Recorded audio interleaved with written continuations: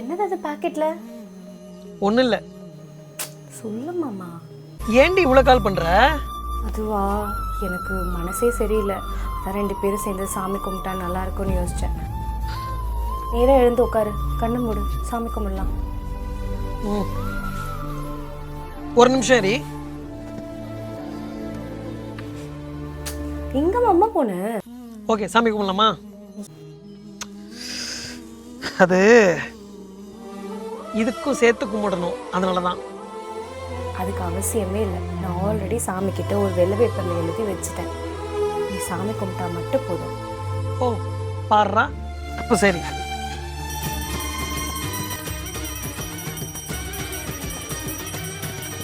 போதுமா? கிட்ட வா மாமா. உன் அலும்பு இருக்கே.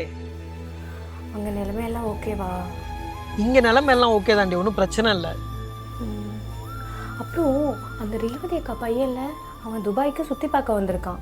ஆனால் அங்கே வந்துட்டு மணி இல்லாமல், சாப்பாடு இல்லாமல், தங்க இடம் இல்லாமல் சுற்றிட்டு இருந்திருக்கான். அவங்க அம்மா தான் இப்போ காசு அரேஞ்ச் பண்ணி போட்டு விட்டுருக்காங்க.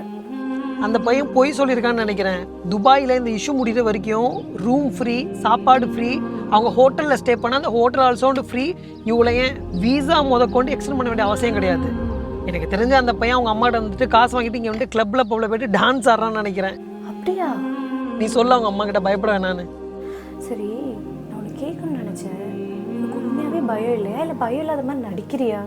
எனக்கு என்னடி பயம்? இருக்கிறது ஒரு உயிர். இப்போ போனா என்ன, அப்போ போனா என்ன, எல்லாம் சேம் தான்.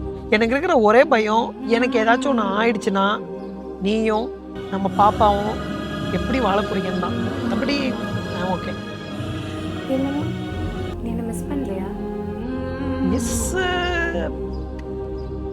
சம்டைம். ஏன் கேட்குற? இல்லை, நம்ம ஊரில் என்னோட இருக்கும்போது கொஞ்சம் பாரமாக இருக்கும்.